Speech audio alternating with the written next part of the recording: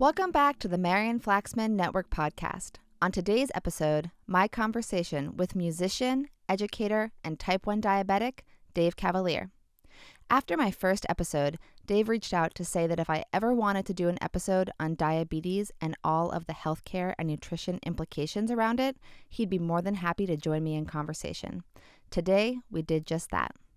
I had a lot of fun, and our conversation went all over the place, from food marketing to nutrition education in schools and so much more. Please enjoy my conversation with Dave Cavalier. Welcome to the podcast. Jumping in. Hello. Oh my gosh. Yeah. Thanks for being here. Yeah. Thanks so for thrilled. having a podcast. Oh, it's my pleasure. Yeah. So my first episode came out, and you immediately texted me from, I think, Germany? Yeah. Mm-hmm. Which is so cool. I was like, I have a rock star in Europe listening to my podcast. I'm special. Yeah. So thank you for contributing to my ego. Of course. We spend a lot of time in the van, and we need things to listen to. And so this was the perfect thing to listen to. And now you guys can listen to it together. You'd be like, guys, it's me. Mm-hmm. It's me. Yeah. That'll be fun. Mm-hmm. But you immediately said, hey, if you ever want to talk about diabetes, let's do it. Yeah. So we will get there. Mm-hmm. And I said, of course, absolutely. But I want to discuss many more things.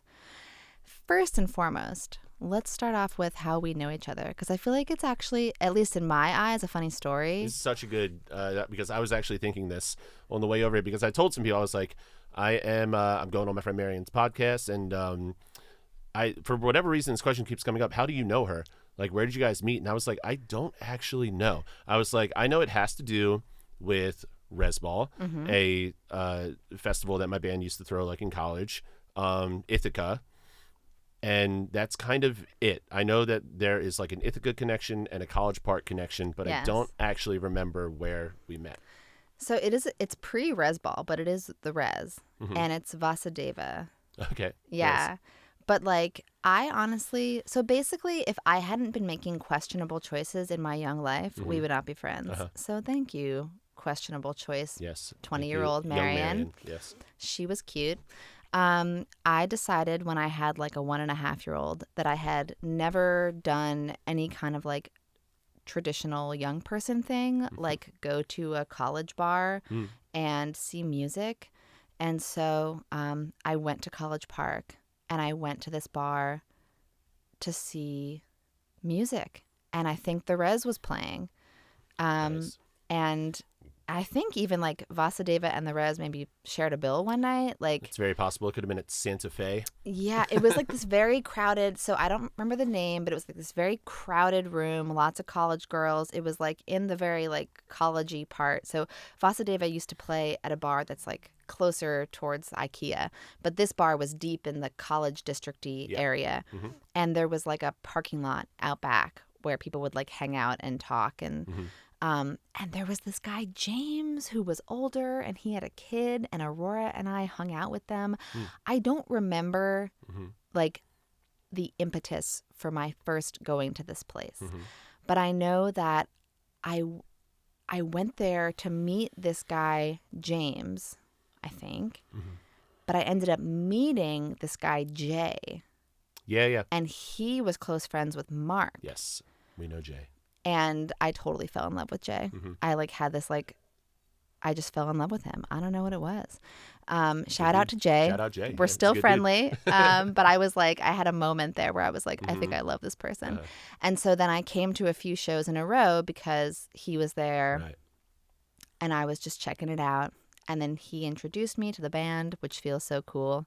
Like, you're a teen mom, you never get out, and now like you know the band. Oh, right. Yeah. So that was how we first met. Okay. And then I got into the Res, and Makes I got sense. your guys' CD, and I was rocking out to it. And then Aurora and I came to Resball, and the rest is history. Yeah.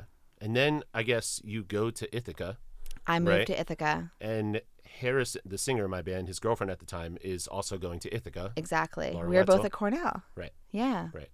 And so we start going to Ithaca. that's right. And And so that's we when- solidified our connection. Right. Because culture shock, your spot. Yes. And so that's where it really started Exactly. to tie in more. It compounded on itself. Yeah. And then you guys came up one time to see the Flaming Lips perform at Cornell. Were you there for No, that? I think that was a Harrison and Mark thing. Harrison not and me. Mark. Yes. Yeah. I do Okay. remember But that. there were many trips. Yeah.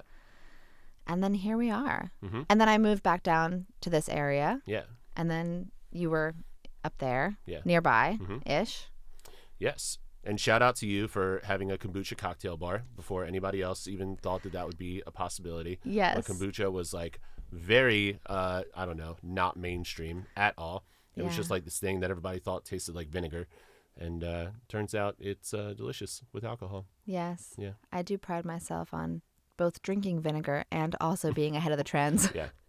My palate was vinegar adjusted very young. So My wife's helped me. grandfather lived a really long time and accredited to taking a shot of apple cider vinegar every morning. See? Yeah. Oh my gosh. Something to it. He's not around anymore? No. Oh, I was like, future podcast guest? I have a thing for grandfathers. Yeah. Bring them on. So we met because, and I love this because it ties into the conversation about like walking a winding path, which many people that I love do. Mm-hmm. If I hadn't walked that winding path to going out to a random college bar for a couple nights, I think I went maybe 3 times total, we would never have met. Yeah. And here we are. Yeah. Now we're old, still hanging out. Yeah. Some of us have 3 kids, one of which is like a grown-ass adult already. Some of us have a kid who is almost probably the age that, because you're a little bit younger than me, maybe 2 years. Yeah, 37. A year. You're 37? Oh, we're the exact same age. You're older than me. Yeah. I'm July of 86. Oh my God, 86 babies. Okay, for some reason I thought you were like an 88. Yeah. Okay, well then, hello friend, exact same age, but I'm still 36. I'm young. Of course. You're old. But Aurora is almost the age that we were when we met because we were like 20. Yeah, it's wild. So that's strange, but here we are. She was but a babe back then. And I kind of want to talk about like, well, first of all, what you remember about being that age, about being 18, 19, 20, 21. And then also like the journey. Oh, my tummy just growled. Did you hear that? I did. Wow, I'm hungry. I'm sure you have like a very scientific reason as to why that happened. Actually, like, no. What is the science behind a tummy growl as opposed to just hunger or like low blood sugar or one of the many feelings you might get? I don't know, but you were one of the first people to tell me that like, isn't there a book called like Everybody Burps or Everybody Farts? Yeah, there is Everybody Farts. And you were like, you don't have to though. And I do always think about you because I think you're the person who eats the slowest of anyone that I know. You're the slowest eater, and I'm the fastest eater, which is not good. I know that. That's but awesome. I feel like I remember you had this saying that was like, drink your food and chew your water, right? Yeah. And you're like, this is why people burp and fart, right? Because they eat too quickly and then their body can't metabolize it fast enough. See, your little gems of knowledge, they have stuck with me through the years, Marian. I am just full of gems. Yeah. So is that not why your stomach is growling? Does it have nothing to do with that? The burping and the farting and the growling, these are not? I don't think so. entwined? I think that my stomach is just very empty. But later I'm going to have to Google like what causes the growl. Because we've all been really hungry and just felt terrible, but not had our stomachs growl. And then there's like the growl. It's because I worked out. My body is like, it's revved up. Yeah, it's like, feed me. Yeah. And I'm like, I'm busy right now, body. Chill. Okay, so let's dive into it. Little baby Dave goes off to college. What does he think he's going to be when he grows up? He has no idea. No idea. So college, I'm like, I'm definitely fully obsessed with music at this point. I think I'm only playing drums. I picked up the guitar in college, mainly because I like moved into a very small apartment with a bunch of roommates and like, like the equivalent of a dorm, basically. Couldn't have a drum set. Way too loud, way too annoying, way too much. I think my cousin had a guitar, wasn't using it. It was pretty busted up. And so I was like, instrument with the volume knob. That's what I'll do from now on. And I'd like lived in my parents' house up until then. So my drums were in the basement, no problem, And so I'm full in on music. I'm playing in bands. I'm doing that whole thing. I decide to get into audio production after picking like a bunch of other majors. But that's where I landed because I was like, it's in the world of music, but it's something I don't know how to do yet, right? How to record, how to use microphones, how to capture sound, blah, blah, blah. So that was your major? That was my major, was audio production. Engineering? Yeah, audio engineering. Yeah. Cool. Yeah, I have a bachelor's of science, technically. Nice. So I do that. And then, yes, while I am in college, when I'm 20, I get a phone call after a routine physical from the doctor. I don't answer it because I'm in class. He leaves me a voicemail. Basically says, I think you have diabetes. You should come back to the doctor's office, right? I don't feel any symptoms at this point. I don't feel but also, I'm really not in tune with my body like that. I'm like 20 years old and I'm just like living my life or whatever. So I call him back. I'm like, I think you've made a mistake. There's no way that I'm diabetic, you know? This is where like the stages of like grief are so real. Yeah. Like the denial was strong. And then it quickly went to anger, you know, why? Why? You know? And of course they say, I don't know, right? This is just what happens. And then slowly to acceptance. But so, you know, I go back in. He says, your blood sugar is at like 450 when we tested it. He goes, are you peeing all the time? Do you have headaches? And I was like, no, I don't think so. But then like actually that week I did start peeing all the time and I did have this crazy headache. And like I eventually, went to see the endocrinologist and we started like a insulin regimen to figure out kind of how diabetic I was. Right, like how much you needed to bring it back down. Yeah, which is interesting, you know. I do remember the first time I saw the endocrinologist, I, to this day, hate this endocrinologist. I won't say his name, but he's the worst. He sucks. He sucks. He was like the only one in my area who, you know, he was like the only available. Yeah. There's just like not enough of them, right? Right. But again, not diabetic, old, mean, just like all the worst things. Anyway, I go to see him and they basically are like, you know, here's a syringe, right? Here's a vial of insulin. You cannot leave this office until you give yourself a shot, right? And this was actually a good thing because you don't think about how hard it is to give yourself an injection of anything. You have to turn off your brain. If you were holding a knife to yourself, your arm wouldn't let you stab yourself, right? Because you're like, don't do that, right? It's pretty innate. But basically you have to be like, no, this is medicine. I need this. Go, you know, do it. And so that part was good. And so, it was hard, but I did it. And now injections, like, I don't even think about them, right? Second nature. The problem with him was, and this is my thing with like endocrinologists who aren't diabetic will never understand what it's like to be diabetic. Like I would bring in my reader at the time, not a continuous glucose monitor, right? Just a regular like blood tester.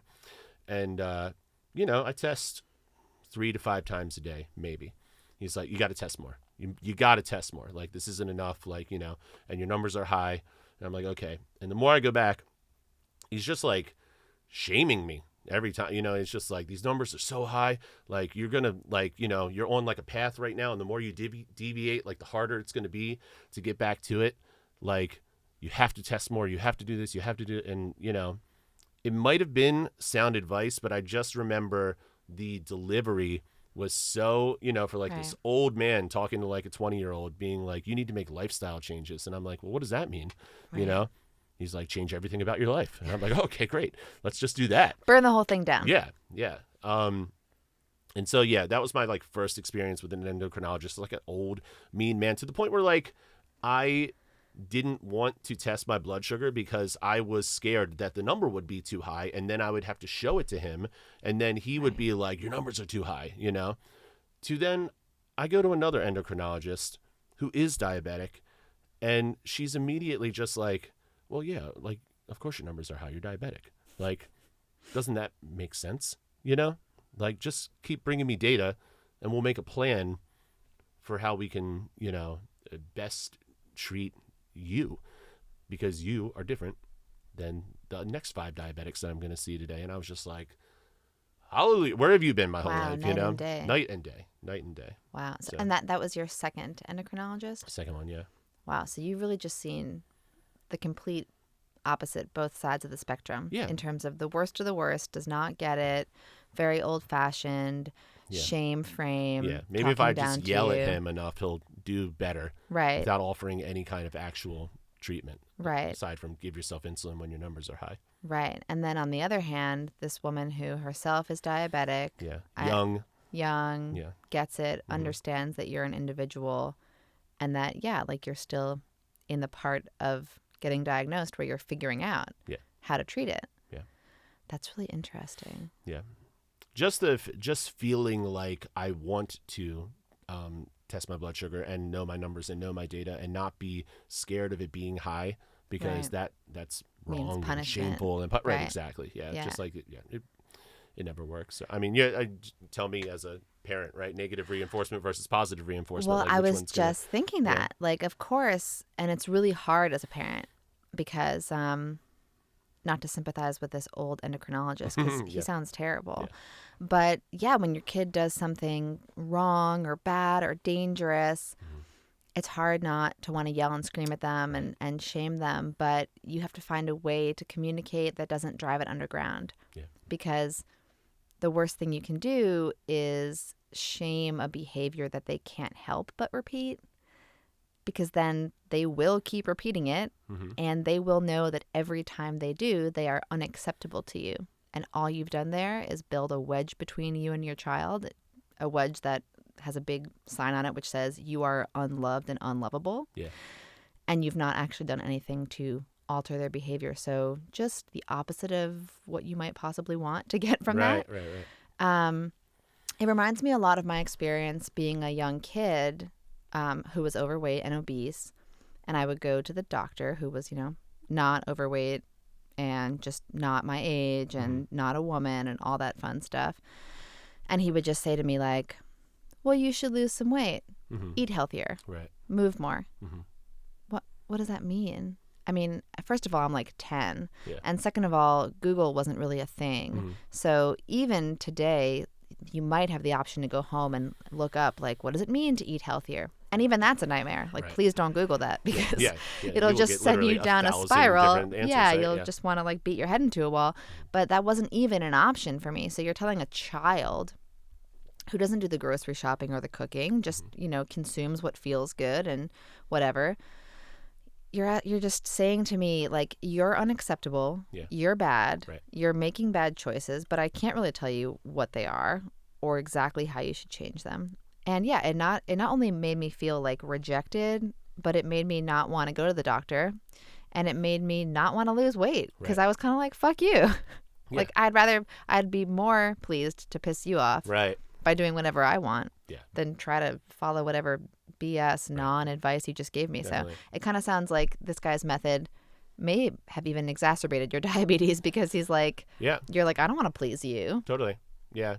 And it's that, like, I don't know, like fight or flight thing or maybe just like a rebel thing where you're just like, well, I'm never going back to that guy. Fuck that guy. Like, you forget that, like, the patient has to make these appointments, right? And so, and especially the further you get in your adult life when you're like, if I don't pick up the phone, I'm not going to go to the doctor because the doctor is not going to call me and say, hey, come in, for your treatment. This is your responsibility to go in and, like, be on top of your stuff or whatever. And so if you have this fucking asshole who, like, is giving you nothing but grief and no answers and no help and no treatment and it's just like shame, shame, shame all the time, it's like, no, why would I go there? And so, yes, it's very refreshing to, like, find a doctor who's actually, like, on your side and who can be like, here are the things you are doing that is working.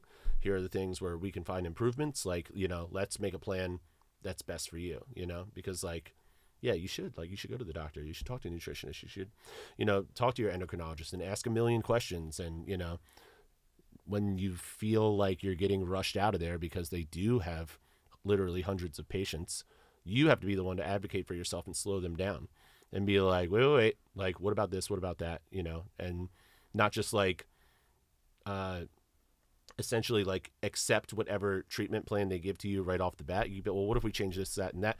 9 times out of 10, they'll be like, yes, okay, that we can alter that a little bit. It's worth it to take the extra moment, ask the question, make it best for you. Right. Yeah. And so we just established that you're old. Yeah, so you've been super old. So you've been doing this interaction with the healthcare system more than the average, certainly man, certainly young man, for, at this point, almost 20 years. Yeah. So you've learned a lot about how to navigate it. And even so, you were just at the doctor the other day and you called me afterwards because the experience was so frustrating. Yeah. And I want to talk a little bit about what of that was so frustrating. But I also think like there's something to be said for learning through experience, and that, let's say the average person, like you were diagnosed with type 1 diabetes at age 20. So later than average. Yeah. But earlier than most people are diagnosed with a chronic illness, right? Most people in the U.S. who have a chronic condition tend to be in their 50s, 60s, like they pile up as you age. Yeah. Type 2 diabetes, etc. Even things like obesity become more prevalent with age. Sure. So if you're older and you've been living your life, going to the doctor maybe once a year at best because you're a man and you're fine and who cares, and then suddenly you have this diagnosis, and based on what we're hearing right now from you, it's like it takes years to learn how to navigate this system, to learn how to advocate for yourself, to learn how long you should force the doctor to sit in the room with you and talk to make sure that all your questions have been answered. I mean, if I'm diagnosed with type 2 diabetes when I'm 70, I may not have time to learn through experience how to advocate for myself. So what do you think that could be done about that? Like, how can we, obviously the healthcare system is broken in so many ways, which we'll try to get into. We don't have a year to talk, but we'll try to touch it. But off the top of your head, like, how do you think we could help people become better advocates for themselves within the healthcare setting faster? Yeah, that's tough and a very loaded question. But like, I mean, I wish I had the answers for these things. You know, I think the most important thing is like everybody's journey is going to be different through the healthcare system, and like everyone's personal needs are different, right? The most important thing for me is insulin, is medication, right? So like, bar none, like this is the thing where I'm like, who is going to give me the cheapest insulin, right? The cheapest copay when it comes, because this is the thing that I'm buying every month, several months supply, you know, and the Dexcom now, the CGM, the glucose monitor. It's like, who is covering this? Because this is the actual day-to-day nuts and bolts management of my diabetes, right? So that's number one, is like figure out what your needs are, because if your needs are not medication, if they're specialists or, you know, something else, then you might need a different plan or a different provider, or, you know. And I am no expert in like, you know, shopping around. I almost always use like a third party who's there to help you navigate the system, and I'll just be like, look, this is what I need, and they'll be like, okay, this is what I think. And then of course, based on your income, you know, do you get like lower income subsidies, or are you eligible for Medicaid, or you know, all that kind of stuff as well. So it's like purely financial, unfortunately, first, right? What is the best plan for me? And then making it work for your personal needs.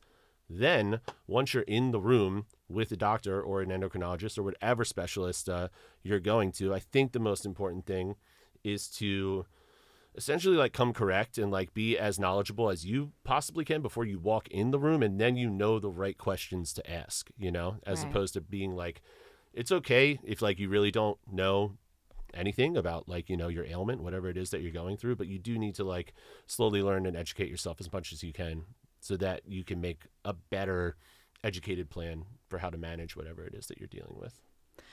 I want to come back to what you said about the stages of grief, because having a degree in public health, I've taken classes in like healthcare communication, and one of the main things that we're taught is like crisis communication, basically, like how to deliver bad news with compassion and with sensitivity to the fact that it's hard when people receive really bad news. And that bad news is often exemplified in things like a cancer diagnosis. But of course, a chronic disease diagnosis, and especially one like type 1 diabetes, where they're not saying like, hey, I want you to lose 10 pounds. Right. They're saying, hi, you're going to be insulin dependent for eternity.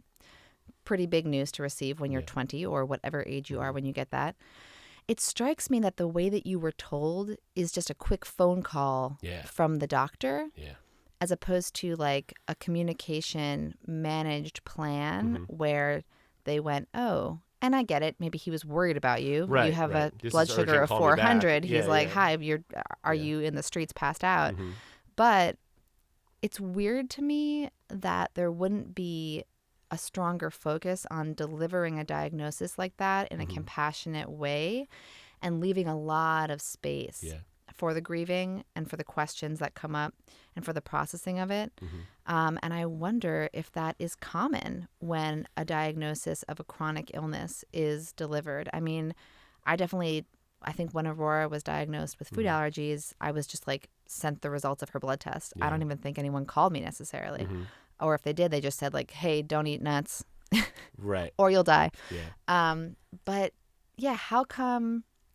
I think it was a slow rollout because they didn't know exactly what was going on. Like we were talking about, like type 1.5 diabetes, right? They were like, we don't really know yet until we give you insulin and then see how you react to it. So that was also part of the anger and frustration at first. I remember another phone call I had where the endocrinologist, they called me back. This was after like a week or two of me, they were like, we're going to start you with just Lantus, right? Just a long release. Maybe you can just take insulin in the morning and go about your life. That's possible for some people, I guess. It's more common in type 2 diabetics, right? The slow release. Yeah. Type 1, they take both, basically. So I'm like, okay, I've come to accept it. I'm diabetic, right? But maybe I just take one shot in the morning and I'm good. And then I get another phone call where they're like, that's not going to be for you. You're going to need to take not only this long release, but also like the rapid insulin. And you're going to need to do it every time you eat a carbohydrate for the rest of your life, And then I was like, fuck, now I'm just angry, right? Because I'm like, I thought I was going to get away with like this one thing. And now it's like, okay, no, you have to give yourself multiple shots a day, every day, forever. And so that's why it wasn't like all at once where you get this, it's just like, we have to figure out what exactly is going on with you. And now it's like, yeah, I don't even think about it. It's like, I have a carb, I take a shot, whatever, Right. But at the time, yeah, when you're 20 and they're like, this is your life now. You're Right. like, I guess there's no other way. Right. They're like, yeah, this is all we got. This is the best we can do, which is actually pretty good because I think people used to die way earlier with this disease. It definitely did used to be like, yeah, you're just going to die. Sorry about that. Yeah. Or maybe like a ketogenic diet. Right. But still. Yeah. Because as you have mentioned to me and as many people know, like your body will shoot off glucose even if you don't eat a carb. Yeah. So at a certain point, if you can never clear glucose from your bloodstream, right, you're gonna have a bad time. Yeah, this is another frustrating part of this is like I can go to bed with perfect blood sugar. I'm at 103 or something, just an Life is amazing good. blood sugar, and then not give myself any insulin for the overnight or whatever, and I will wake up and it'll be at 300, 350 just from going to sleep.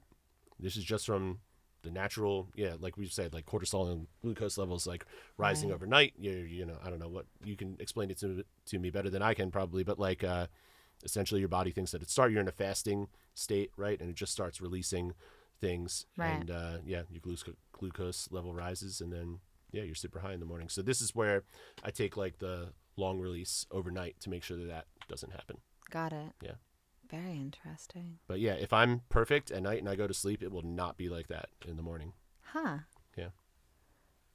So, going back to when you were first diagnosed, do you remember like how you were eating, drinking, sleeping, and then after you were diagnosed, and maybe like leaving out the grieving process because maybe things got even crazier in that time. But once you were like, okay, fine, I'm a diabetic. Yeah. Do you remember the changes that you did have to make? Because I know that the doctor at the time said, change your whole life, Right, and then right. probably didn't provide much guidance except maybe like eat fewer carbs. Right. So do you recall, because I know in my experience with food allergies that one of the weird silver linings and blessings is that it really helps you be very aware of how every single bite you take impacts your health. For sure. So when it comes to what you have gone through, obviously you are now very tuned in with your body and aware of how food impacts you. But let's talk about like the first 6 months, right? How you were eating, sleeping, drinking before, Yeah. and then what you immediately changed, and then what you figured out how to change over time to help yourself feel better and live better. Yeah. I can't remember exactly what my diet was like at the time because it was like 17 years ago. But I would have to assume that, like, I mean, I know that, like, I've never been like a wildly unhealthy eater in my eyes, you know, like I do try to make like healthy choices, and, you know, like portion control has always been like something that I pay attention to. And But you were in college. I was in college, so definitely, like, you know, alcohol, weed, munchies, Chipotle, like, you know, these things, right? It's like, yeah, I'm sure I wasn't like a beacon of health or anything. But I was also like more active at the time, and, you know, exercising more, and, you know, doing all that kind of stuff, playing in bands all the time, playing drums all the time, you know, just loading, unloading, active stuff. Right. And yeah, I'm trying to remember how I was sleeping. If I was sleeping, I don't remember noticing any big disturbances, which is why I was like really surprised by the diagnosis, you know.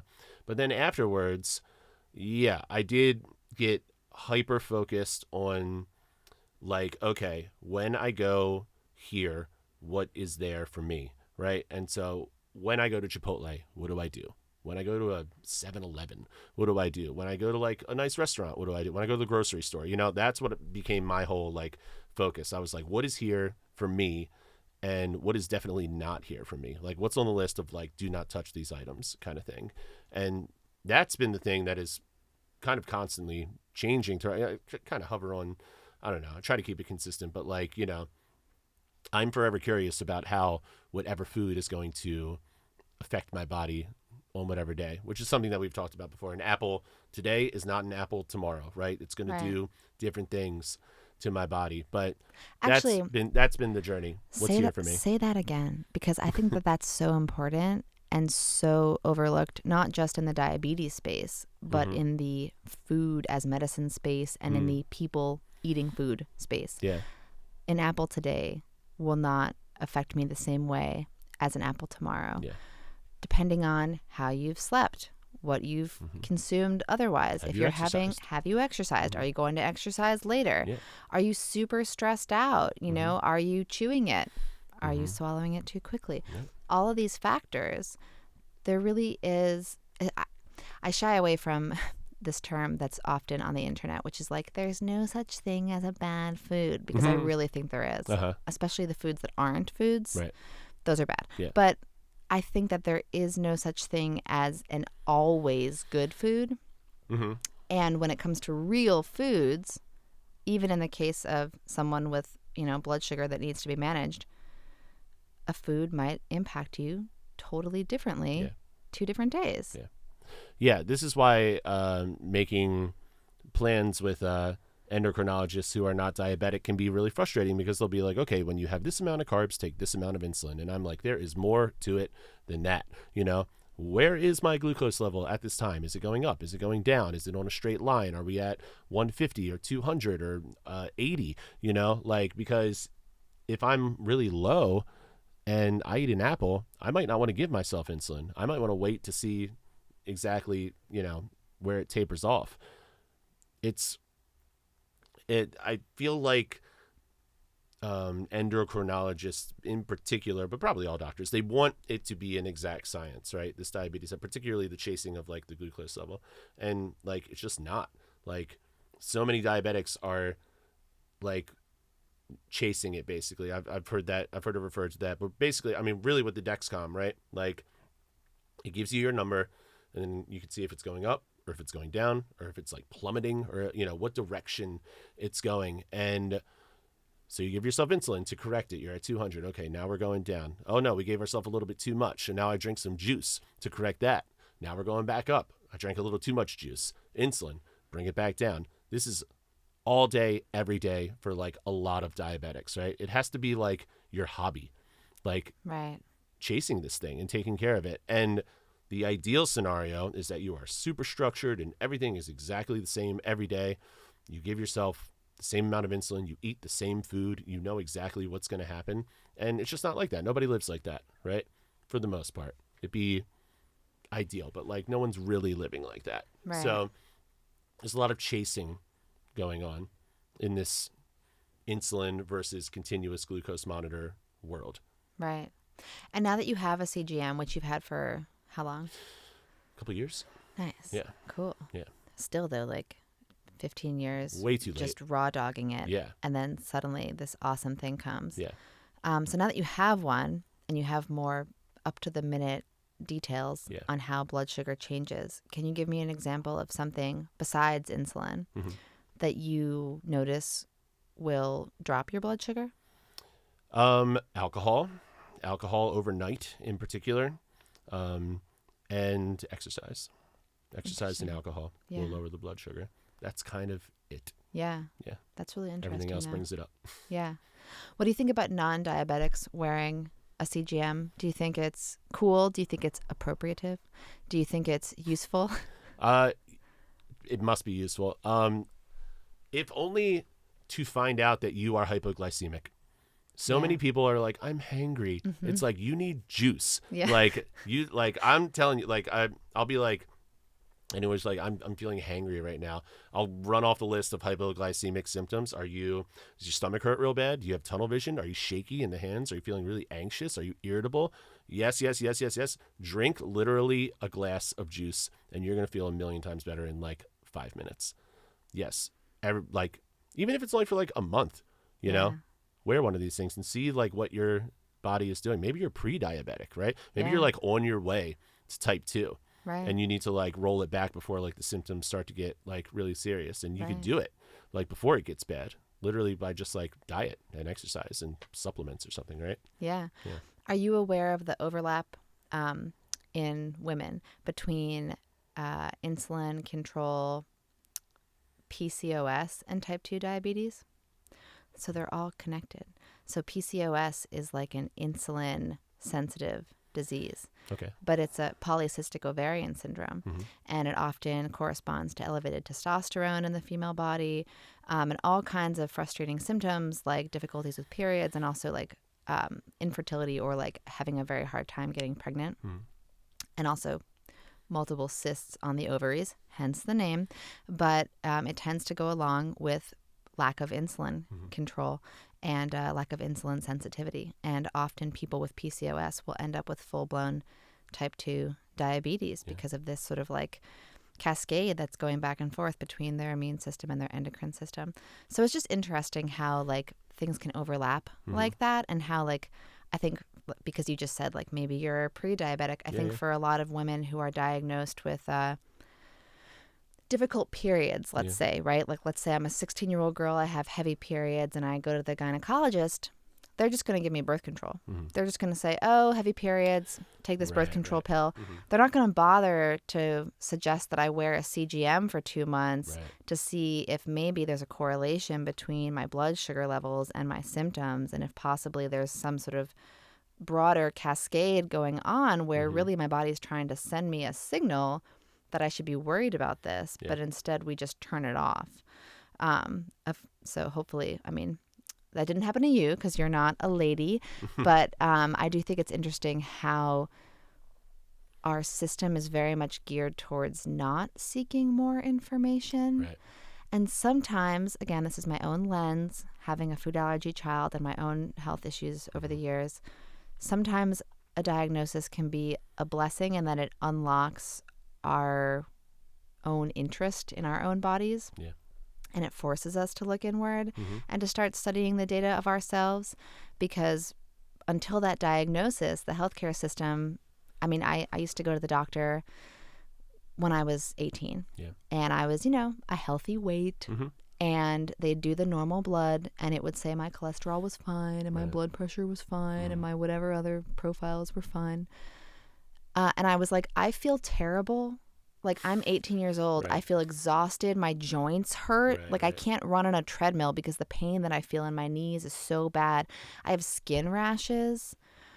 And the doctor literally was like, well, you look great. Yeah, you're killing it. Great job. Yeah. Keep up the good work. Yeah. And I was like, I'm never coming back here. Yeah. Like, you don't offer me anything. Mm-hmm. The doctor was not curious. And consequently, it took me longer to get curious Right. because it wasn't pushed back to me like, well, why don't you go home and keep a food diary for the next Right. month and see if you notice, or keep a sleep diary. Like, Sure. no one was suggesting, wear a CGM. That wasn't an option at the Right. time, but nobody was pushing it back to me saying, take your health into your own hands and go get curious. And so I was just told, like you were told, we don't know. Right. We don't know. Right. Everything else looks good. Mm-hmm. You're fine. You're 18. You're fine. Or many women also get, it must be in your head. Right. Luckily, I don't think he actually said that to me Mm-hmm. because he would be deceased. But it was Yeah. probably implied. Sure. So I think in a way, it's cool. Mm-hmm. And I don't know, probably not everyone takes it on in the same way. But in the case of diabetes, you really have to, right? Like, you have to become an expert Yeah. in every bite that you take. You have to become an expert in going into the room and knowing what's for you and what's not for you, because it's a much more immediate life or death kind of a thing, right? Yeah. Like, if you Well, lose control.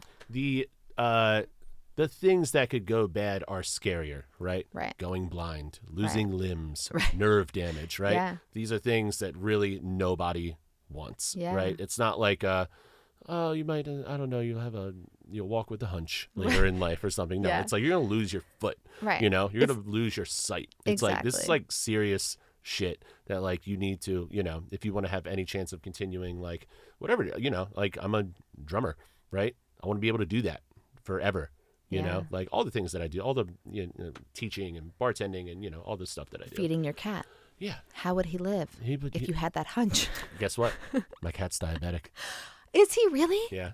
Did you adopt him because you wanted like a brethren? No, he became diabetic. Yeah. Later in life, like me.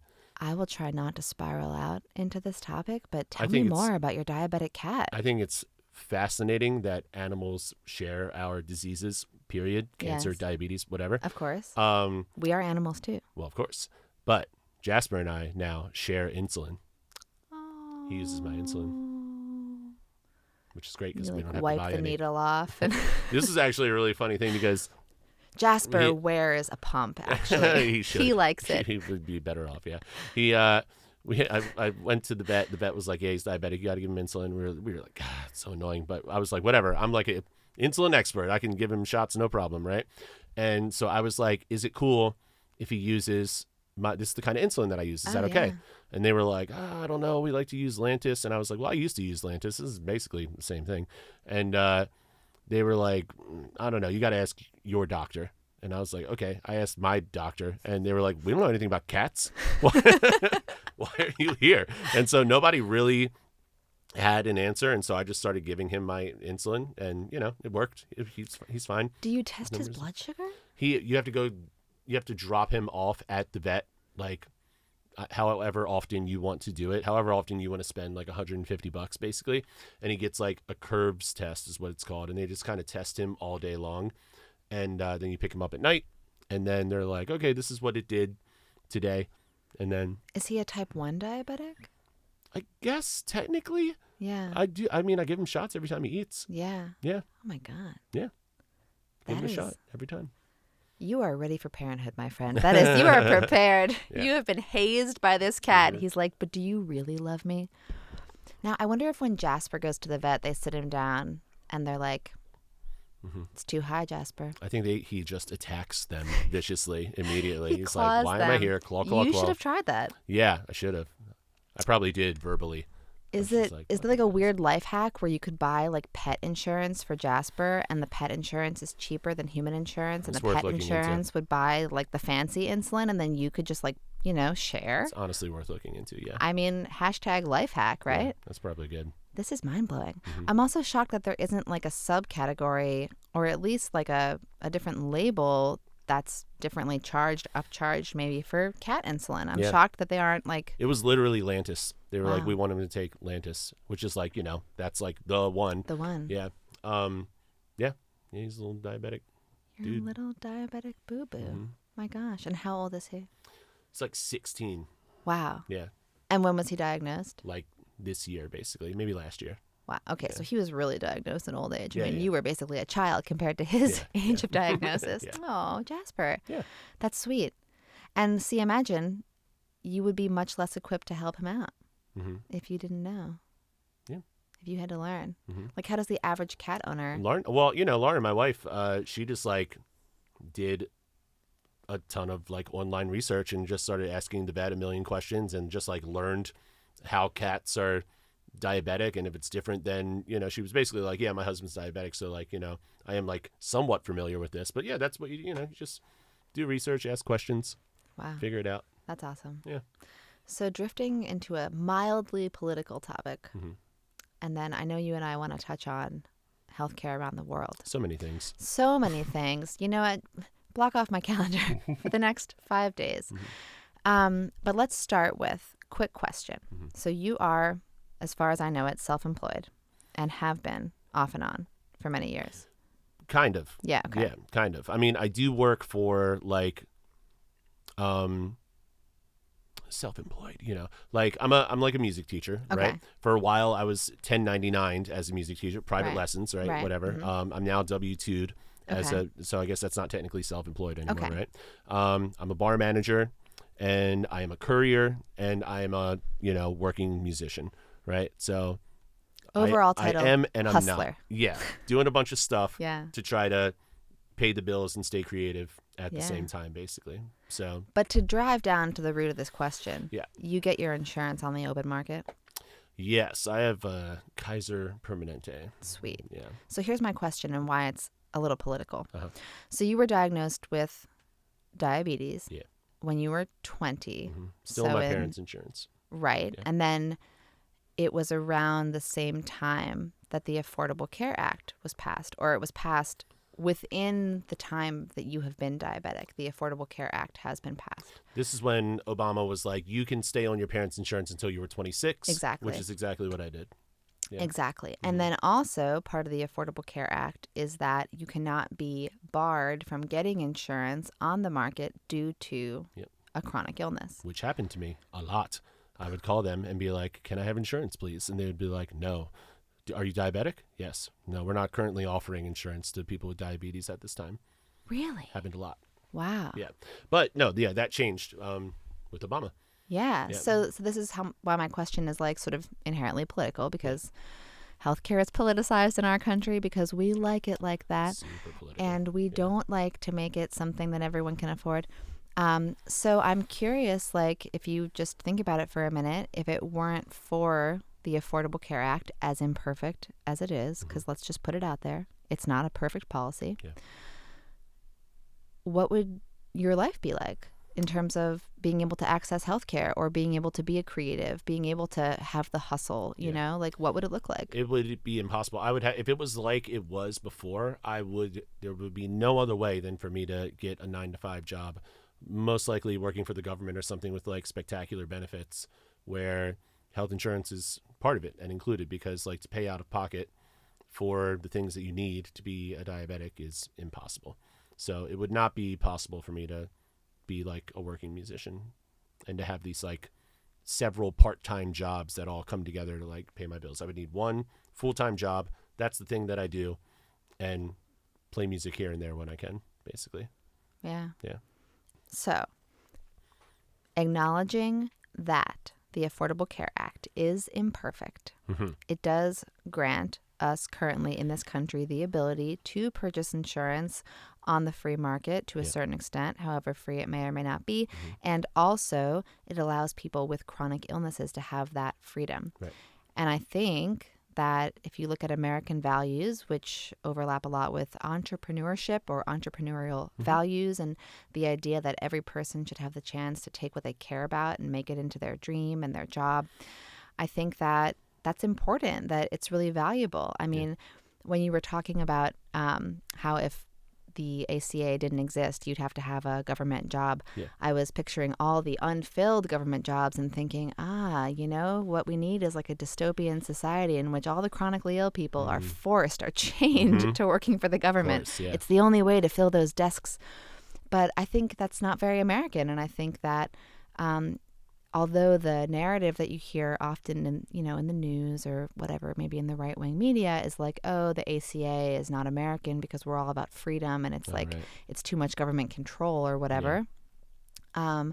I think in kind of a roundabout way, having the freedom to be able to purchase your own insurance allows you to live the American dream, allows you to take what you love and care about and make it your passion and your living. Yeah.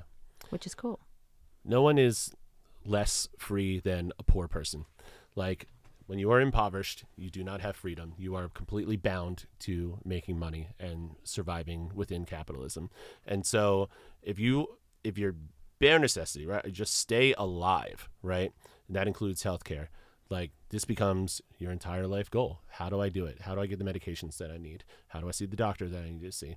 And then, of course, a lot of people just don't and like live with their ailments and just like make it work, right?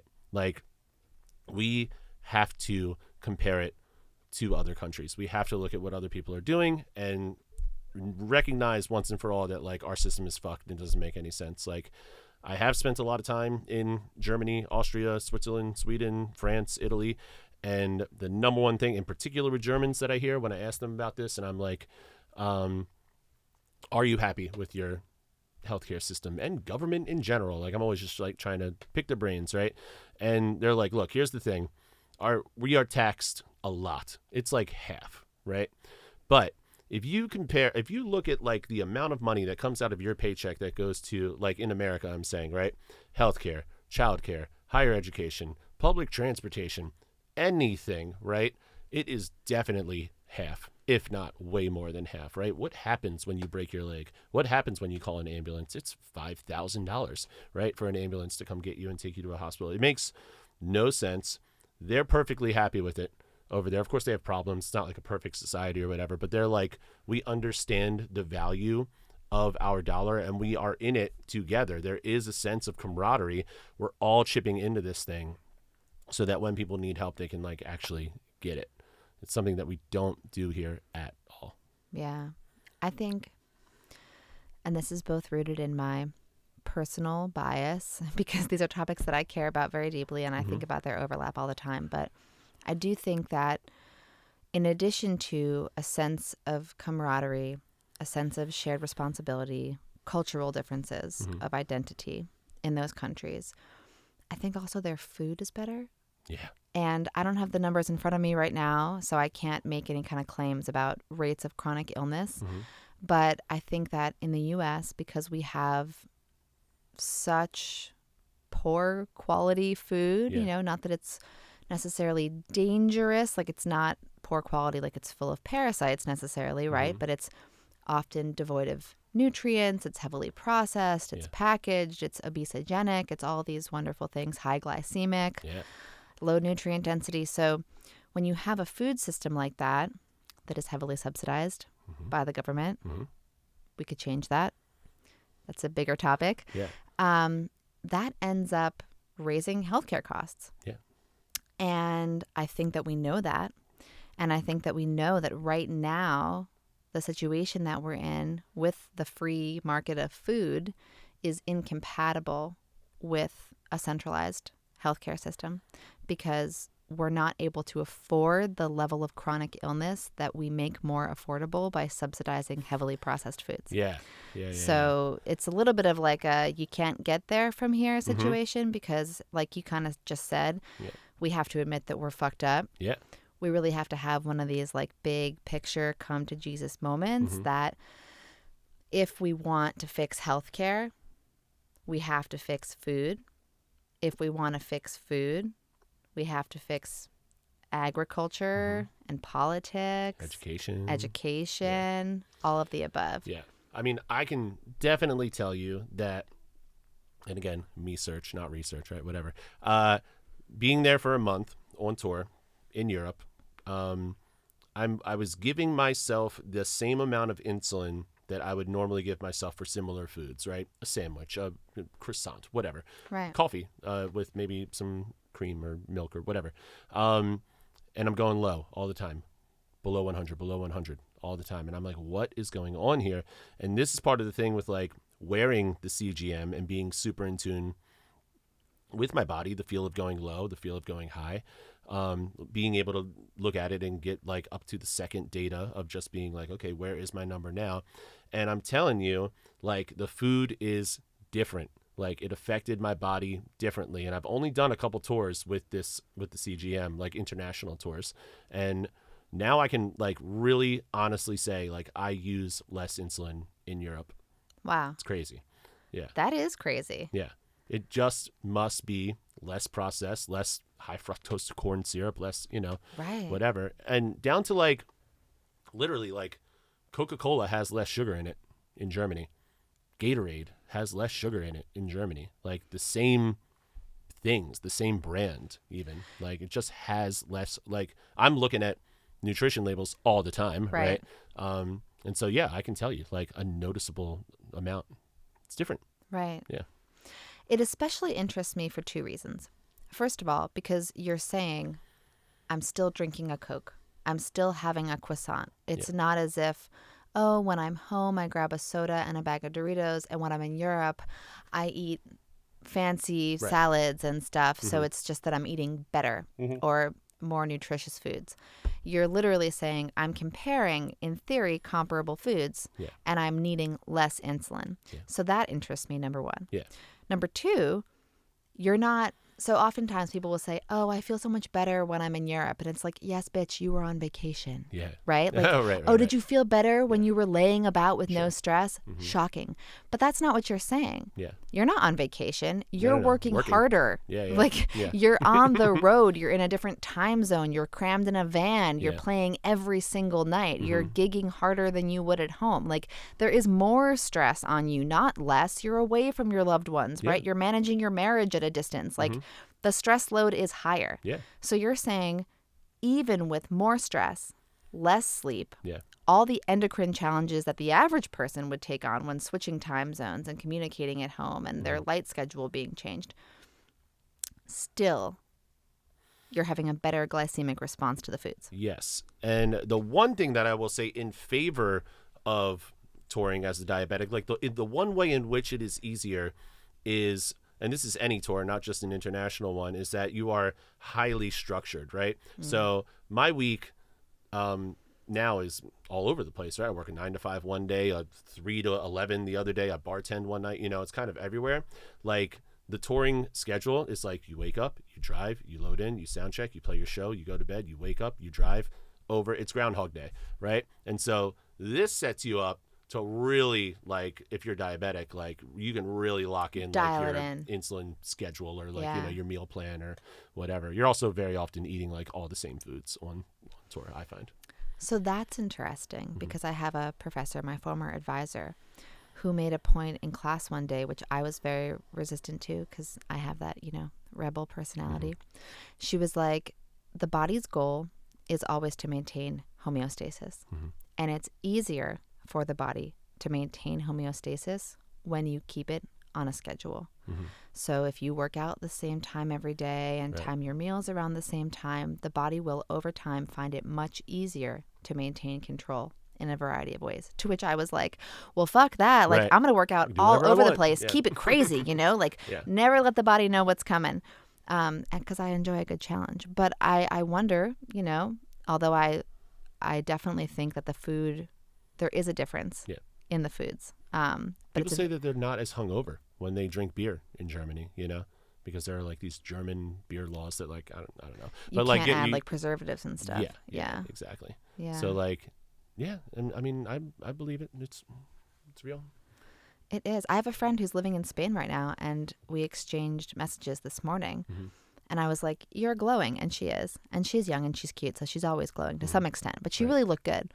And she wrote back and she said, I eat gelato here every day. I'm eating, full fat yogurt and eggs and all these things. And my stomach has not hurt once since I've been here. And she's drinking wine all the time. She's like, I'm eating worse and I feel way better. Right. Why? Right. Yeah. Why? Yeah.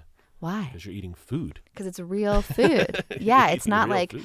Oh, this gelato ingredients, 50 things listed in. One of the things that really is off my radar now, because it became so on my radar that I like stepped away from the normal foods that most people buy, is just how often food coloring, which is one of these things that is illegal in most of Europe, these colorings, It's just put in everything. Yeah. Gatorade. It all has food coloring. Yeah. Gum, food coloring. Yeah. There's a new Wait, Gatorade's not blue? It's not naturally. But I thought it was from the ice, the blue ice. Yeah. They melted that special blue ice. Yellow. This is terrible news. Like Oreo came out with a gluten-free Oreo, and I'm a sucker for a company that tries. Sure. So we bought some gluten-free Oreos. Kids love them. Right. And even though it's like a play for the market value, and I still appreciate the token gesture. They didn't have to. They did. They're vegan, right? Oreos? They are. Look at that. Yes, look at that. Check in Basically all a the salad, boxes. Yeah. everyone can have them. So then Oreo came out with a gluten-free mint Oreo. And I thought, mint chocolate. I love that. Right. Like, we'll grab some mint Oreos. Did not even occur to me that the cream would be dyed bright green with 4 different food colorings. Yeah. I'm an idiot. I'm just so used to buying whatever hippie brand I usually get. Clearly, they mashed up some mint. They and used put it chlorophyll, It's easy, guys, but they did not use chlorophyll. So I bought these mint Oreos and brought them home, and then, like an idiot, flipped the label over after purchase, and it was like, blue 5, and I'm so bad. I don't even know what numbers they I like are. how you say like an idiot, but no one looks at nutrition labels, Mary. That's exactly it. No one's looking. Okay, this is a great time to pivot to the conversation about public health and the general public approaches to health and nutrition and respect. Okay, so there's a lot of conversation right now. And I wanted to go here a few minutes ago when you said you read all the labels. Well, so do I, generally, right? You have to. You have to for carb reasons and curiosity. That's how I was going to edit this. I mean, like, I look at the carbs. That's what I look at. I don't look at the calories. I barely look at the ingredients. If I'm being honest, you know, I look at the carbs. Yeah. And that is the thing that is important to me and that, like, affects my body. Do you check the most. fiber? No. You don't care about like net carbs or whatever? That's more of like a type 2 thing. Yeah. Yeah. I'm more like acutely aware of like what just the total carbs, because it's also like carbs versus sugar or whatever, right? Sometimes they are equal, sometimes they are wildly different. Like in bread, right? It'll be like 27 carbs, 1 gram of sugar somehow, but it's like the carbs that are actually affecting my body. So I just don't want to make it sound like I'm like in detail checking like all of the things on the back of every. That's but I am, me, because I'm like, know. does it have pea protein isolate? Yeah. That's going to be way down the list. Yeah. And I know Aurora is like, what in this is going to kill me, right? Exactly. Yeah, lots of label reading comes from food allergies or sensitivities. Yeah. But in the public sphere, there is this conversation about food labels. And apparently, according to research, most people don't even do the flip. Right. They look at the front of the package on the shelf, which is basically a commercial. Yeah. It's like a picture of a cartoon character having the best day of their life. Yeah. And then it's like Kellogg's or whatever. And people are like, ooh, especially kids who do a lot of grabbing off the shelves. But, those kids grow into adults who have the same kind of motivation for purchasing. Sure. Does it look tasty? Have I seen a commercial for it? Is it familiar? Is there a health claim on the front? And now there are, low in added sugar, 5 grams of fiber per serving, whatever it might be, high in antioxidants, etc. It's not saying like plus 25 ingredients and it's bromated and fortified with synthetic things and there's food coloring. That's not on the front. But even people that don't care about that level of detail are having a conversation right now about moving a label to the front. Sure. It's been happening in other countries. Famously in Chile, they've done research where they put warning labels on the front of foods that are high in sugar, and it decreases purchase of those foods, which feels like a win. Although I think it's a bit more nuanced than that, because I was hearing this research delivered and I was thinking, why did they change their purchase behavior? Because if they changed it for shame reasons, then I'm not sure it's a win. You know what I mean? Sure. If like a nice little old lady who's always been buying the cookie and she gave it to her grandson and they eat it together and like they watch a movie and it's their special time of the week and like she goes to the store and now there's a big black box on the cookie and she's like, oh, I'm a bad grandma, you know? I don't know if that's a win. Well, also it doesn't work. Like, because I'm just about to say, look at every pack of cigarettes in Europe, right? They're brutal. Yeah. They're fucking There's like brutal. pictures of like people dying of cancer. Of like dead babies and like people with like no just a throat ripped out and people like dying in a hospital bed and like, this stops no one from smoking cigarettes. Everybody smokes cigarettes in Europe, right? So it doesn't work. Right. There must be another way besides just like scare people or, put information on, like you could put on all the information you want about cigarettes on the front of a carton about Right. what all the bad stuff it's going to do to you. It's not going to change people's minds. So I don't know if it's the Well- answer, Well, so this is totally the conversation is like in the time period that labels have become more informative, which is basically our lifespan. Yeah. Okay. In the last 30 some odd years, we've added nutrition facts. We've added more ingredients. We've added more requirements for ingredients like allergy labeling. During that same time period, everyone's gotten fatter and sicker. Yeah. So if you look at it, it's probably not cause and effect, right? But it certainly isn't causing a positive effect. So the question is, number one, what is the benefit of all that information if no one's utilizing it? Yeah.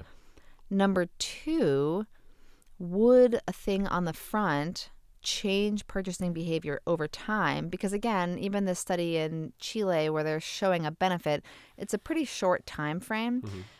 Purchasing patterns may return to baseline over a period of 2 years. You get tired of feeling shamed and you're like, I want that goddamn cookie. My grandson and I love that cookie. We're going to have it. Or like, I'm going to bake my own fucking cookies. Right. So over time, like people do become desensitized. Like the first time you see the dead baby on the cigarettes, maybe you think twice.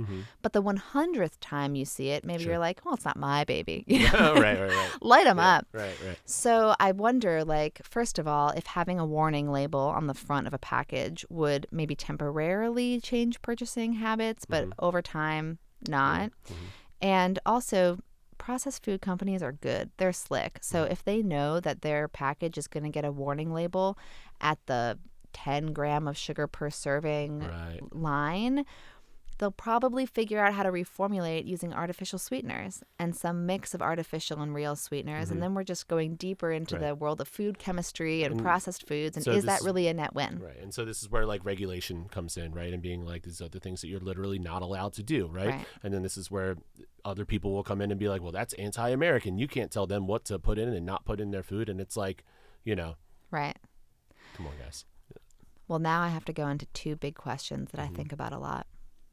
I'm going to ask them back to back, and you pick which one you want to answer first.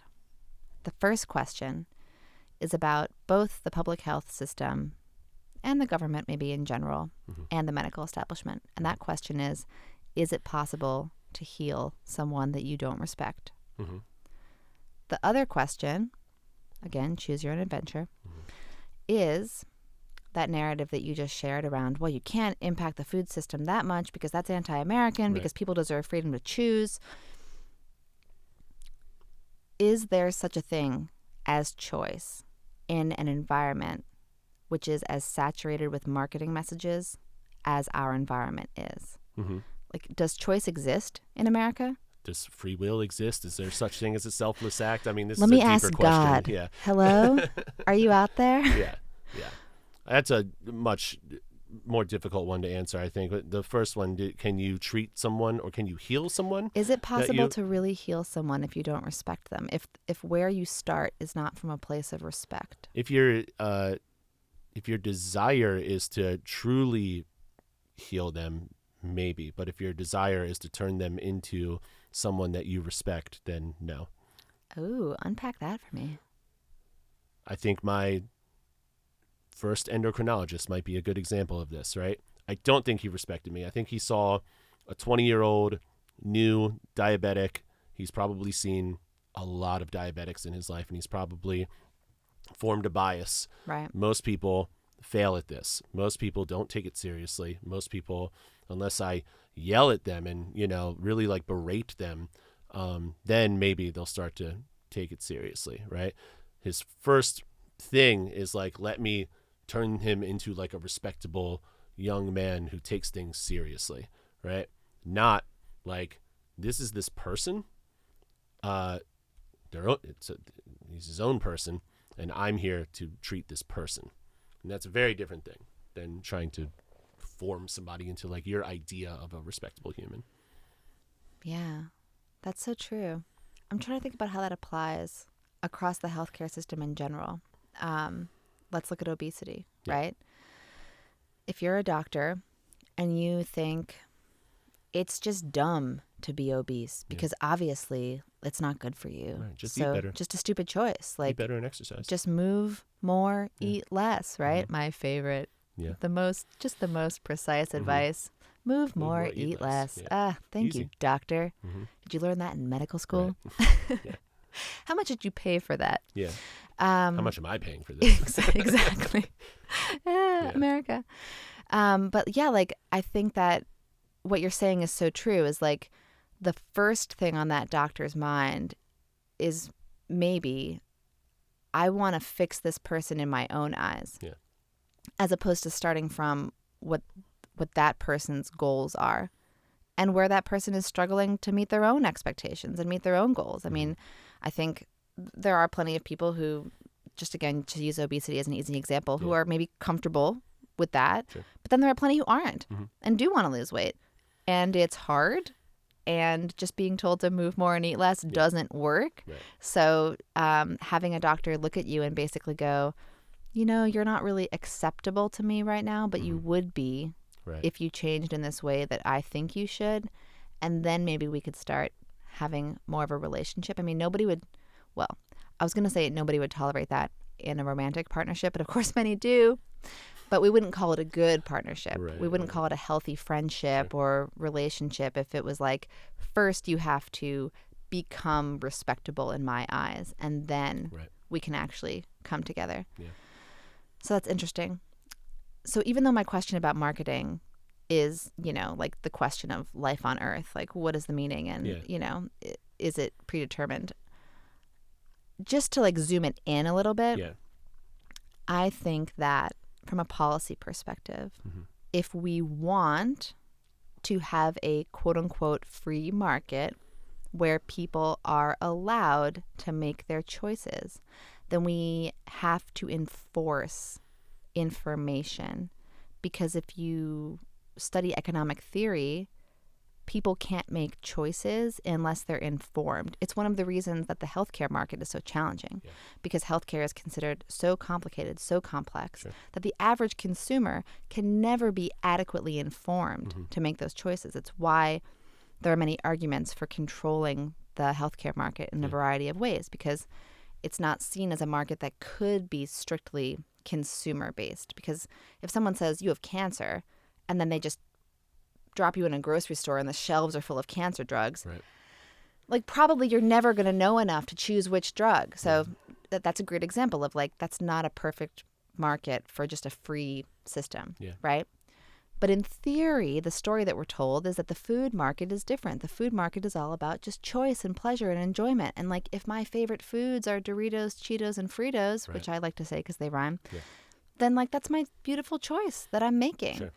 But that's not true, because first of all, no one who's perfectly informed about food would choose those things, because they would know from studying nutrition and physiology that there aren't any nutrients in those foods, and that the whole reason we eat food as animals is to get nutrients. So inherent to the choice of those foods is a lack of information. And then piled on top of the lack of information is marketing, is companies that are paying billions of dollars every year, which they wouldn't do if it didn't do anything for them, to send messages to children on television with cartoon characters on packaging, billboards in usually focused in low-income neighborhoods, saying, this food will make you cooler. This food will make you more fun. Will make you full. It'll make Hungry? You feel satisfied. Why wait? You're not yourself. Or like there's like special campaigns around certain sodas where it's like always an athlete. It's always like these athletes eating McDonald's. Dude, Michael Jordan. Right. McDonald's. Yeah, exactly. Exactly. Yeah. I mean, how can anyone be thought to be making a pure choice when they've spent ages 0 to 18, let's just say at 18 you become capable of choice, that entire time was saturated with all of your heroes eating McDonald's in front of you, and then you drive past a giant arches all the time.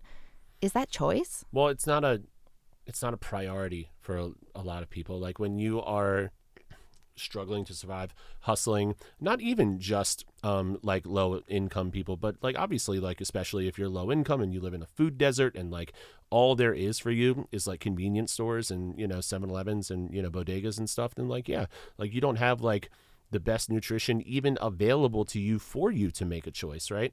And then on top of that, if you are hustling all the time and your schedule's different and you got kids and you got bills to pay, like you're not thinking about the 2 hours that you have to cook a delicious dinner that night. You're just like, I'm hungry. What is here? Yeah. What is cheap? Yeah. That's it. That's Yeah. as far down that path of like decision making as you go. So it's like, yeah, there's a lot of different angles here, but Yeah. like, yes, information is important. I think all the time about like, when I was in middle school, high school, and like home ec was a class that you could take. Yes. It wasn't a class that you had to take, right? You could take it if it was an elective. Yeah. You could take it if you wanted. It was kind of a joke, Yeah. right? And they would maybe teach you how to sew something and how to cook something. Bake cookies. Bake cookies. Yeah. Maybe how to scramble an egg. Maybe. Oh, we definitely learned egg scrambling. Yeah. Yeah. This is like the most food education I think that you get in high school and middle school, at least in like the schools that I went to, Yeah. which is crazy to me. It's like, why are we not teaching people how, like, I don't know, fun, easy, nutritious cooking is cheaper a lot of the time also, right? Like if you are going grocery shopping and not eating out every day, even if you're eating out at like McDonald's every day, it's like it probably will be cheaper for you to be cooking all the time. Yeah. I think it'll definitely be more healthy, right? More nutritious, but like it's not even a piece of the puzzle of like what's talked about in school when in like the most formative years, Yeah. right? So like if you grow up with somebody who's great, you know, if your mom, your dad, whoever you're living with is like a great cook, then maybe you're informed by that and you're like, I want to get into cooking also, and like I've watched it my whole life. But if you're just not, if that's just not an element of like your upbringing and you don't get it from school and you don't get it from home, then like, yeah, the wheel keeps spinning. And that is what your relationship to food is. I'm hungry. Where is it? Cheap, fast, now, over. Yeah. Yeah. 100%. And, you know, I keep thinking about the phrase garbage in, garbage out, which applies to so many things. In this moment, I was thinking about it from a policy perspective. It's like we've had bad policies, and so we're getting bad results. Obviously, when you eat bad foods or, you know, nutrient-starved foods, you get bad results. You don't feel your best, don't have stable energy. But recently, a policy was put into place in my daughter's school, and it's celebrated. It's a free breakfast policy. Sounds great. Sounds like a progressive dream.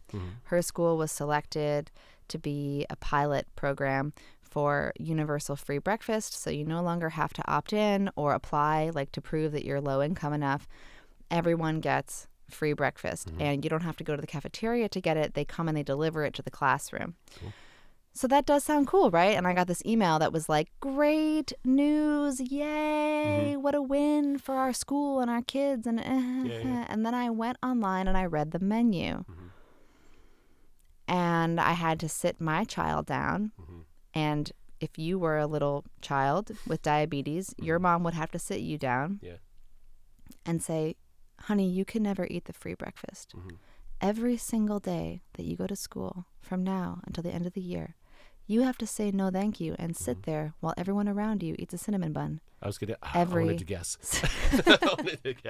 You can guess the other one. It's like a rotation of cinnamon bun and something else. I bet it would be like a blueberry muffin of some sort, a bagel maybe, and like apple juice, right? Oh, boy. Some kind of like juice box. If they went as savory as a bagel, I would even be shocked. It is like waffles with syrup that come together in a package. And then, which again, to the average person who just thinks healthy or whatever, but you know, from a carb perspective, a side of raisins. They're like, hey, have you not had enough carbs? Right. We're just going to blast it home. So waffles with syrup, maybe some raisins, and then, yes, a juice box. Yeah. But just sugar.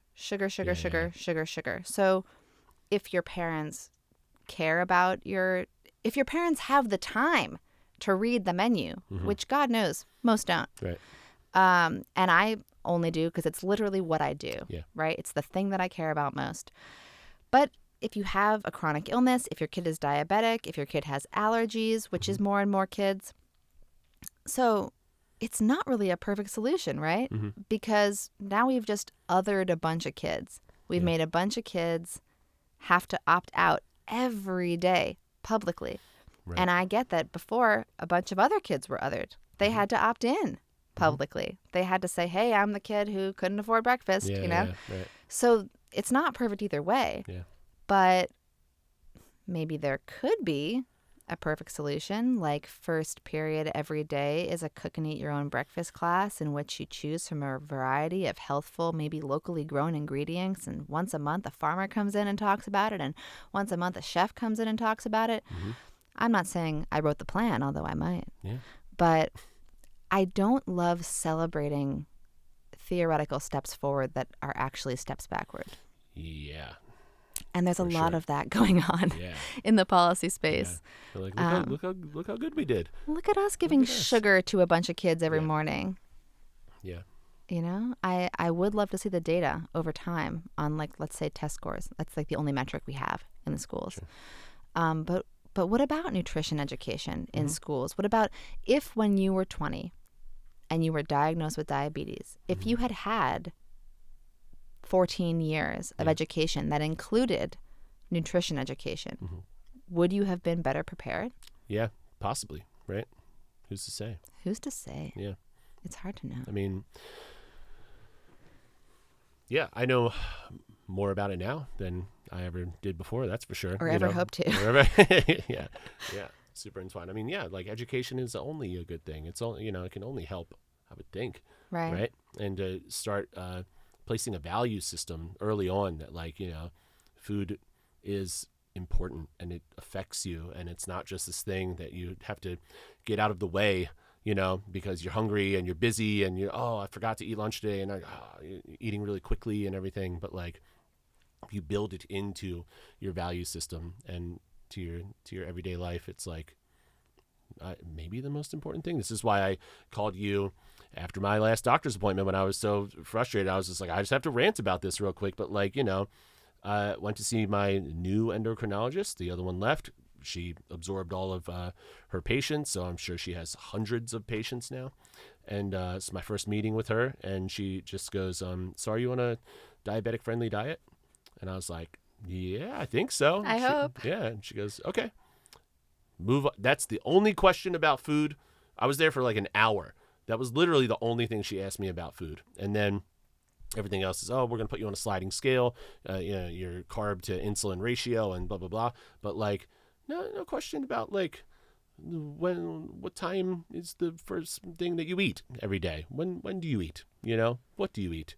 What goes in? What, like nothing, just like nothing. It's like wasn't even part of the conversation. And it's wild to me that, I don't know, it's a little depressing, but it's just like, what? It is, but it's important. Yeah, like, why are we not, like, this should be the first item on the agenda. What are you eating? How does it affect your body? Then everything else should be planned around that, Obviously, I agree. Yeah. She was shocked when I said at the end, I would like to speak to a nutritionist, maybe like update my plan or whatever. She was like, wow, you want to talk to a nutritionist? It's like, yeah. She was like, amazing. Yeah, we'll definitely do that. And I was like, well, why didn't you offer that as a, she was just like, I love seeing patients who are like enthusiastic about their care and who really want to, I was like, and this is like a window into the life of an endocrinologist who was like, I'm just seeing these diabetics all the time who are just like fucking up maybe. And like, I get it. Like, it's hard. Like, this disease is fucking hard to manage and it's discouraging. Like, I'll have a great day where it's like straight line, 1 to 118 or something all day long. And then the next day, all over the place, and I feel like I didn't change anything, right? But it's like, it's up, it's down, just like chasing it all day. So it's like, it's hard. Like, I really get it. I get it, like being diabetic and feeling discouraged or whatever. But from the viewpoint of a doctor, they're just like, oh, here's another one, it's just like, can't get it or whatever. Maybe if I give him this new plan, he'll listen to me, right? Or whatever. And it's just like, I don't know, yeah, square hole, round peg, or whatever. Like, yeah, maybe she has like disappointment fatigue. Like, yeah, she offered her first one, like she came fresh out of endocrinology school. She's like telling everyone, like, you can go see a nutritionist, and they were all like, no, yeah, like I'm gonna do it my way. I'm good. And she burned out. Yeah. I do want to say authentically that I want to thank you because, as you know, it's important to me that we take public health topics that you just like hear in the news, like buzzwords, like lots of people are diabetic.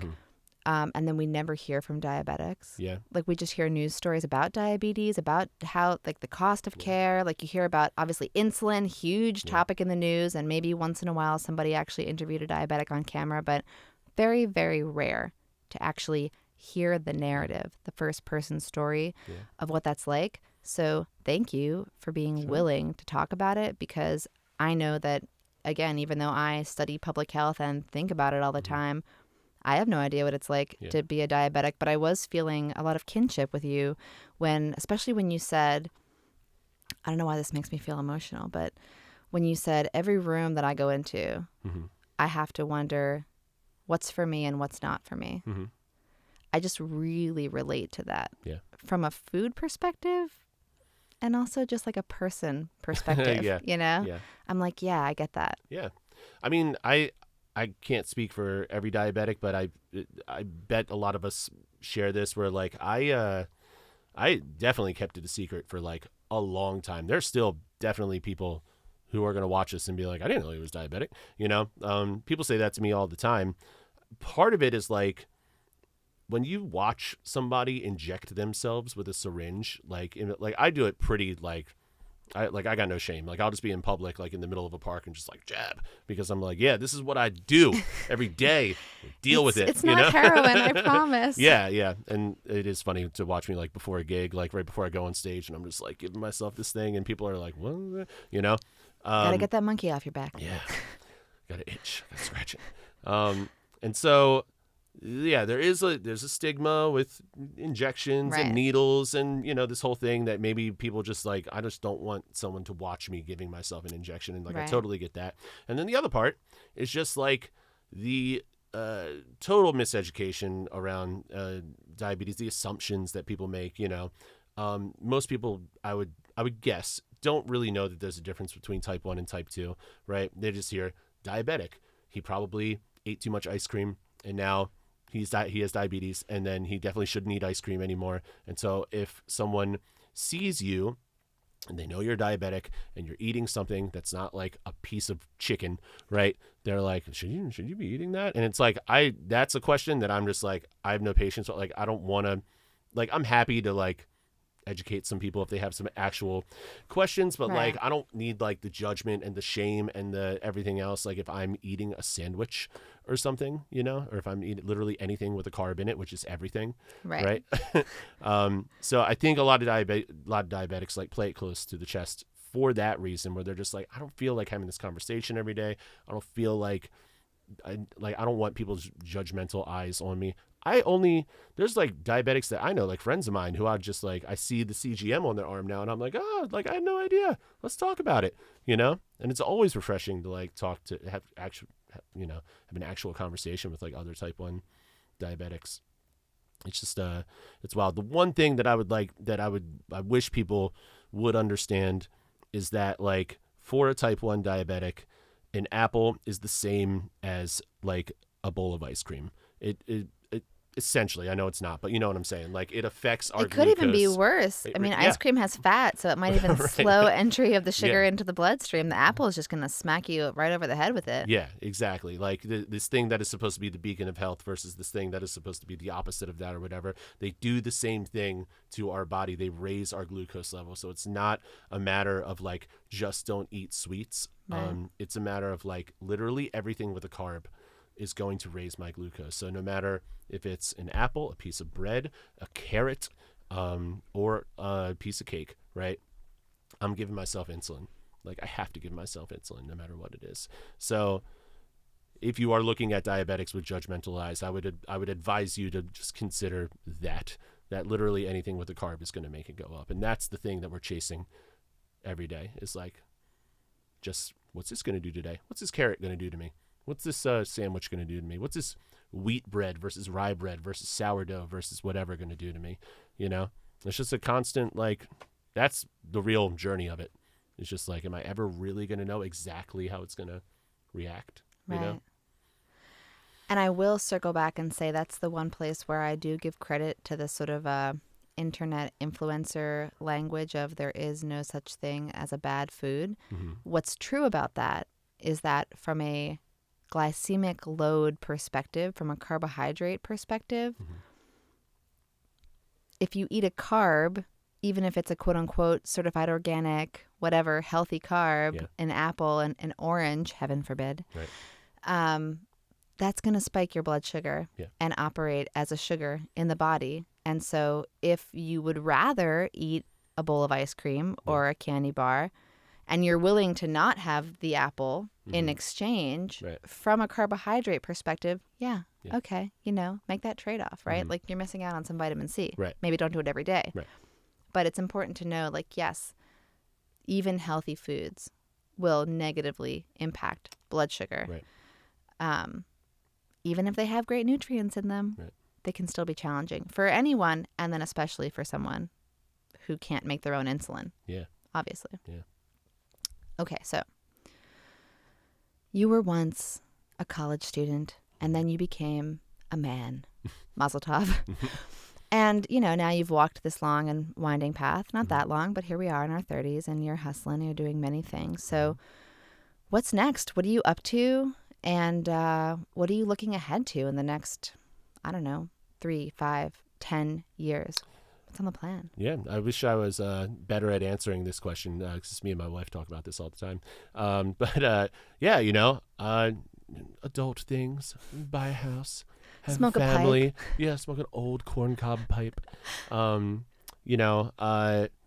Seeing what happens with this whole touring thing, like I've done a lot of it. I'm, currently feeling very burnt out, but that feeling that like ebbs and flows, right? Like with any musician life, it's like there are times when you're like, all I want to do is be on tour, and then there's times where you're like, this is annoying.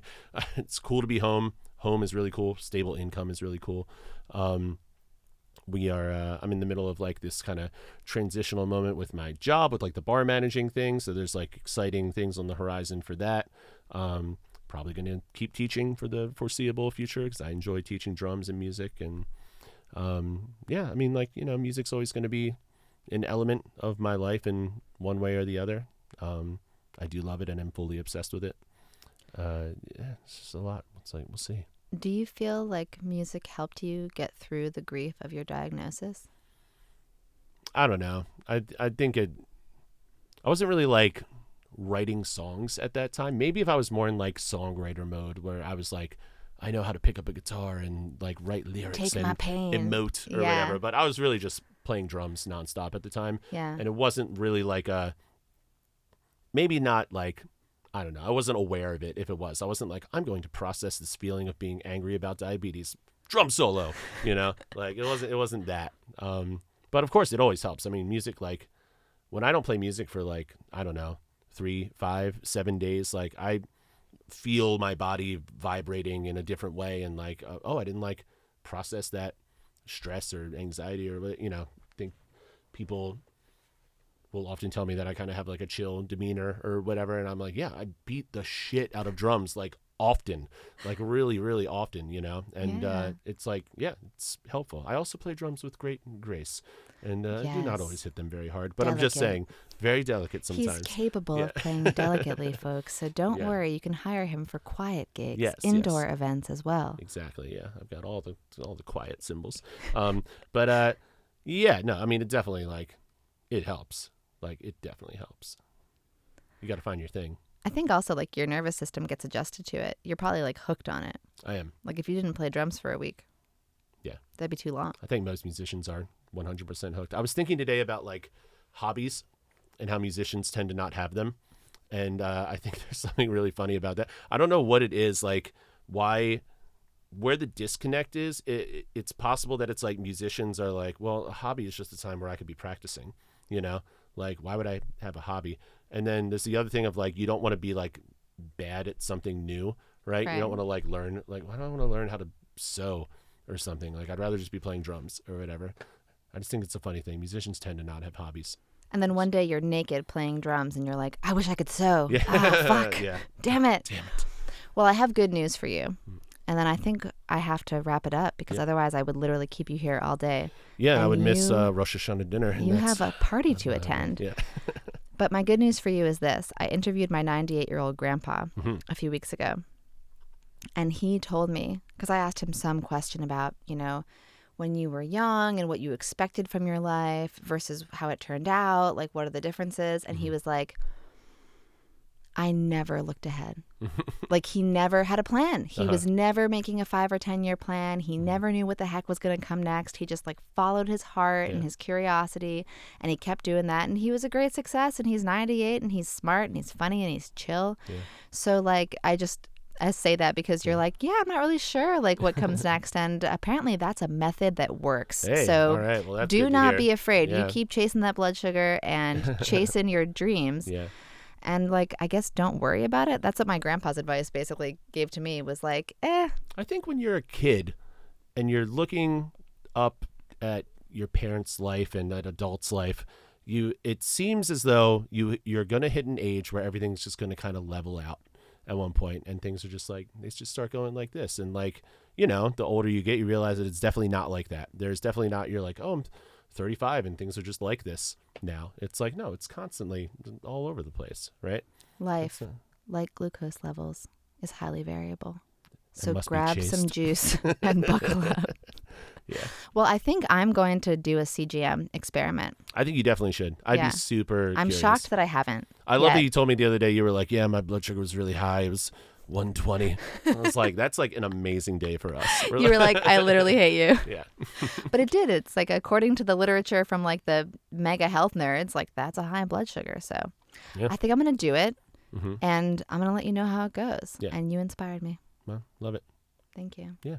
And thank you for coming. Yeah. Thanks for having me. Where should people hunt you down if they want to know what kind of music you play, if they want you to teach them how to beat drums so they can be chill too, and they happen to live maybe nearby? I'm sure you're, fully booked and busy, but maybe you have a website we can drop in the details. Yeah, Instagram is probably the easiest way, and that's where there's a million videos of me playing drums and doing stuff. So awesome. Be More Cavalier, like BMORE Cavalier. All right. That's the Instagram tag. So that's probably the best way. Perfect. Awesome. Well, we will tag that Yeah. down below and send people to watch you both gently and aggressively Yes. hit the drums. Yes. And occasionally play guitar. Jazz and punk, it's all in there. It's all in there. Well, thank you again so much for coming. I really appreciate you as a friend and a human. I appreciate you too. Thank you for teaching me things always. Much appreciated. My pleasure. Yeah. This episode of the Marian Flaxman Network Podcast was produced by Brain Trust Productions and sponsored by Informed Solutions Consulting. For more information about me, Marian, please visit my website, marianflaxman.com. For more information about my guest, Dave Cavalier, please find him on Instagram @BeMoreCavalier. Thanks again for listening, and we'll see you next time.